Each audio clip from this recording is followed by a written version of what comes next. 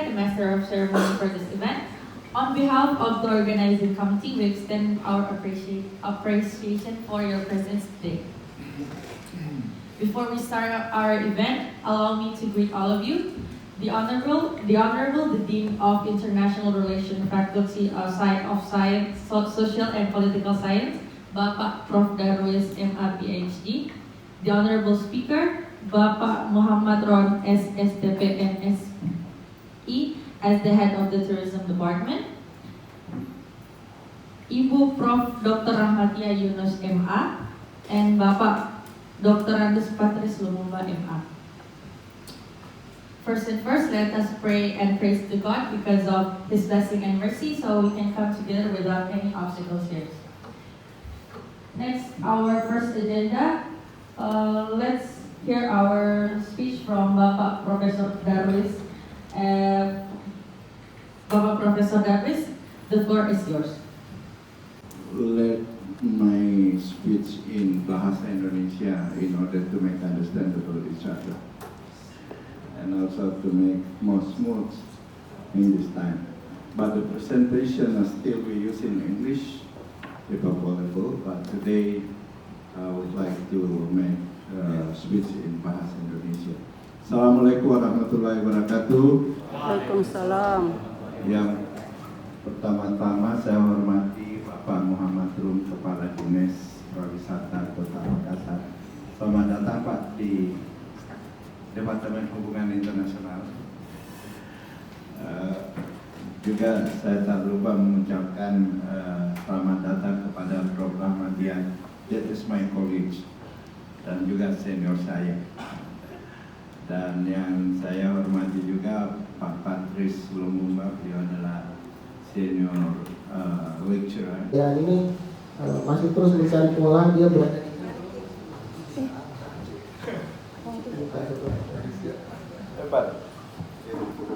sehingga di Makassar akhirnya pariwisata itu berdiri sendiri, tetapi masih mengurusi ekonomi kreatif.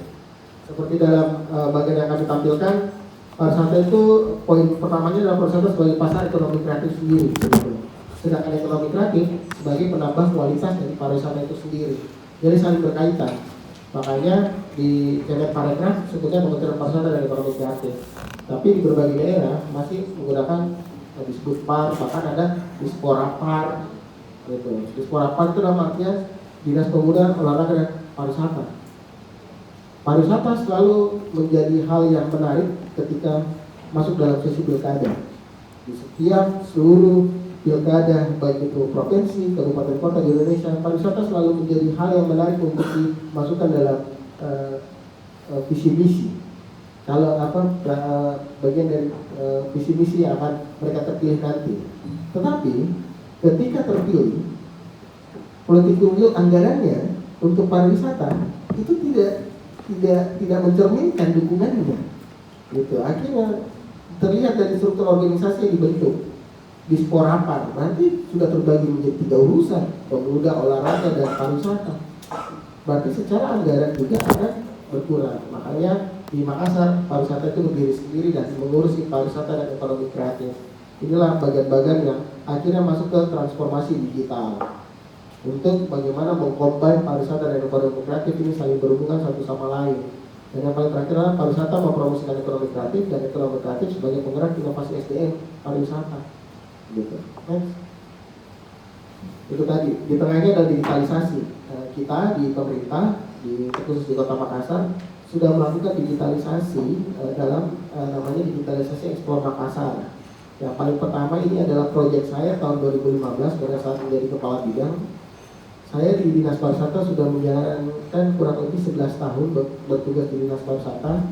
Berawal dari Kasubag Kepegawaian, mengurus kepegawaian, terus masuk ke teknis menjadi kasih promosi, menjadi kepala bidang pemasaran, menjadi sekretaris, dan menjadi kepala dinas. Di Explore Makassar yang sebelah sini, aplikasi Explore Makassar itu masih ada sampai sekarang. Ini adalah proyek perubahan dari Diklat 3 sebenarnya, yang akhirnya teradopsi masuk ke skala kota dan masih bertahan sampai sekarang. Itu untuk industri dan destinasi. Digitalisasi untuk pengembangan SDM, parekrafnya. Kami masuk di namanya Turatea, Tourism Labor Integrated Data. gitu. Kalau di pemerintah itu sekarang lagi istilah-istilah singkat-singkat begini untuk inovasi, karena ada Sinovik dan IGA, Indonesia Government Award gitu. Jadi beberapa istilah-istilah itu banyak menggunakan istilah daerah. Kuratea, dan untuk ekonomi kreatif namanya Karaengka, Komunitas Kreatif Kota Daeng.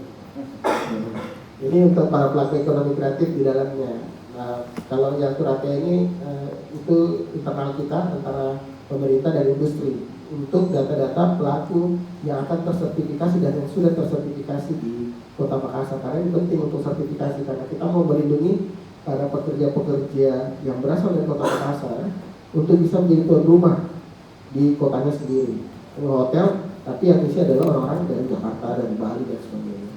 Next. Di Dispar sendiri di Makassar itu ada 4 program yang dijalankan. Pertama adalah program peningkatan daya tarik destinasi pariwisata. Disinilah produknya, produk-produk pariwisata yang kita akan jalankan. Pertama adalah pengolahan daya tarik, pengolahan kawasan strategis, pengolahan destinasi pariwisata, dan penempatan tanda daftar. Ini sudah tidak relevan lagi dengan undang-undang yang baru, karena sudah tidak ada lagi PDP terhadap pariwisata yang dikelola oleh pemerintah daerah. Dan yang paling urgensi dari program peningkatan daya tarik destinasinya adalah RIPAR, Rencana Induk Pengembangan Pariwisata Daerah. Dan itulah yang kita tahun ini semenjak saya di Dispar itu yang paling krusial, dan itu belum terlaksana. Dan alhamdulillah bekerja kerjasama dengan UNHAS juga, dengan COT UNHAS dengan Poltek Makassar, akhirnya menghasilkan RIPAR yang sebentar lagi akan diketok palu lewat paripurna DPRD Kota Makassar.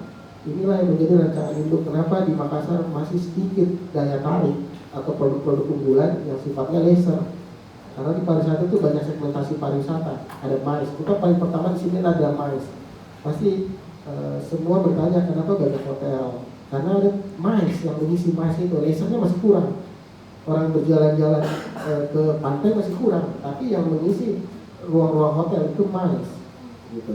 Contoh seperti kemarin kita baru launching Indonesia City Expo, bagian dari Rakernas seluruh wali kota se-Indonesia.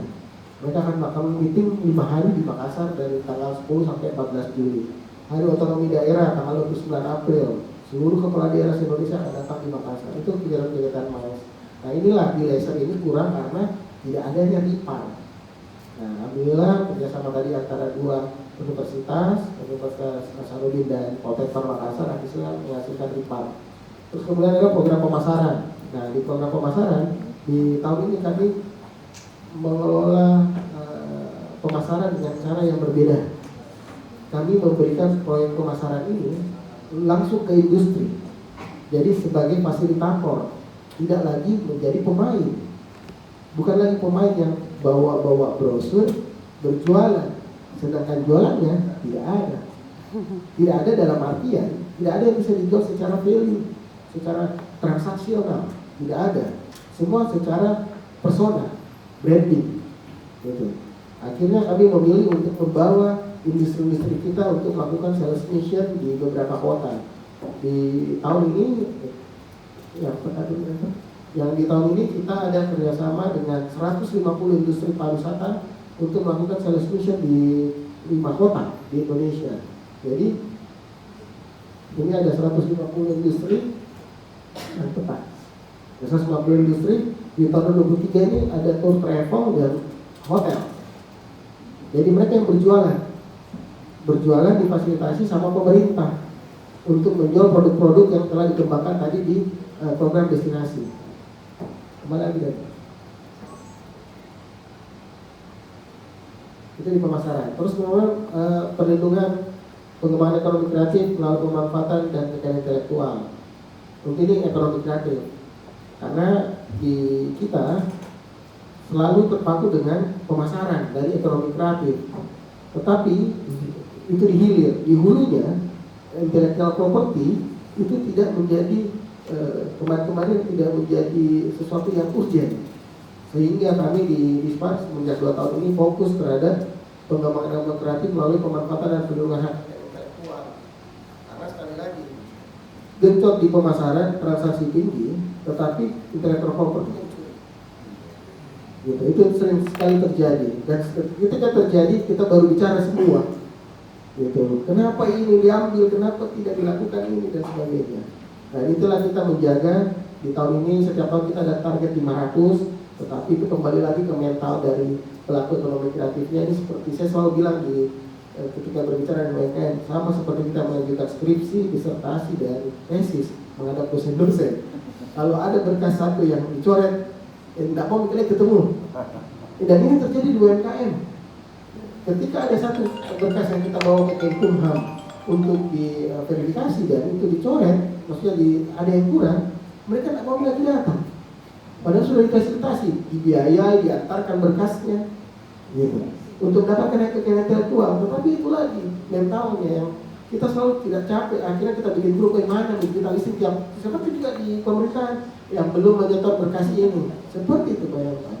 Kalau dibilang mestinya disediakan pos, sudah ada posnya. Bahkan kemarin silpa 70 juta, silpa uang itu tidak dipakai untuk pendaftaran kekayaan intelektual. Kami punya MOU antara pemerintah kota dengan Kemenkumham, dan kemarin tahun 2022 pemerintah kota menjadi kota yang paling banyak menginput hak cipta dan hak merek di Provinsi Sulawesi Selatan. Ini menjadi hal yang terpenting. Terus kemudian untuk ekonomi kreatif, terus kemudian SDM itu tadi. SDM ini kita fokus ke sertifikasi kompetensi, melakukan sertifikasi kompetensi seluruh pegawai-pegawai hotel, restoran, terkhusus di hotel, karena hotel-hotel ini kita biayai dulu sertifikasinya 2 tahun, bekerja sama dengan lembaga sertifikasi profesi. Setelah itu menjadi tabungan dari industri yang menjadi tempat mereka bekerja. Next. Ini adalah perkembangan pariwisata Kota Makassar berdasarkan angka pergerakan wisatawan Nusantara dan angka kunjungan mancanegara selama tahun 2018 sampai 2022. Di tahun 2018 pergerakan wisatawan Nusantara itu 5,4 juta, dan pasti kita tahu 2020 anjlok sekali. Kita cuma dapat ini di triwulan pertama, Januari, Februari, Maret, karena Maret tengah itu sudah COVID sudah masuk, akhirnya tidak ada pembatasan pergerakan.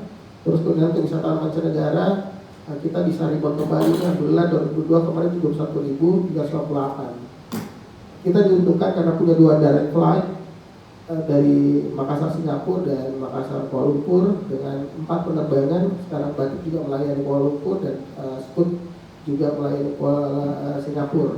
AirAsia menguasai Kuala Lumpur dan Batik juga Singapura. Setiap minggu itu kecuali hari Sabtu. Gitu. Next. Ini adalah kontribusi pariwisata Kota Makassar terhadap PDRB dan PAD. PAD Kota Makassar dari sektor pajak hotel, resto dan hiburan itu rata-ratanya average-nya di 3. Warahmatullahi wabarakatuh. Yang terhormat Bapak Kadis. Ya, alhamdulillah kita ini sudah dicukup bahan. Ya, alhamdulillah banyak materinya dan terima kasih banyak informasi yang kami dapatkan. Yang terhormat Bapak Dr. Adi Suryan. Gila ya, soalnya namanya ini sudah terkenal. Saya mungkin lagi lama saya baru ketemu. Ada Dr. Darwis, ya alhamdulillah ini Lega. Saya dari Fakultas Ekonomi sebelah tetangga. Ya, jadi kami dulu waktu saya masuk kami gabung, ada namanya FISIP. Apa? FISPOL. Jadi gabungan ekonomi, sospol dan bahasa. Apa? Namanya mau jadi PNS? Tidak mau PNS. Kenapa tidak mau PNS? Tidak bisa beli baju 5 juta. Karena dia mau pakai baju yang bermerek. Kalau mau pakai baju 5 juta jangan menjadi PNS. Jadi yang saja jadi bisnis, ya, bisnis banyak uangnya, ya, iya, dari sambil bertanya, ya, dan bisa jalan-jalan kemana-mana ya, setiap saat bisa berwisata. Ini argumentasi empiris yang dilakukan oleh Chen 2007 menemukan bahwa hubungan antara harga saham perusahaan pariwisata, hotel, penerbangan dan agen travel terhadap pertumbuhan ekonomi. Ada hubungan antara Assalamualaikum warahmatullahi wabarakatuh. Pak Kadis Pariwisata Makassar yang saya hormati, Ibu rekan Prof Rahmatia, istri dari almarhum Yunus Ali. Kedua beliau ini suami istri adalah teman dalam pengkajian masalah-masalah Pasifik waktu masalah pusat kajian Pasifik. Namun sayang kita dipisahkan oleh ajaran pembelengguan. Para pembicara lainnya, untuk sesi bagian saya sengaja ketika Ibu Berseniwati mengajukan judul ini kepada saya bilang apakah harus mengikuti tema yang digambarkan tadi atau bisa berinisiatif untuk memilih tema sendiri. Jadi kebetulan bisa membaca-baca berbagai jurnal dan koran-koran itu terbetik dalam benak saya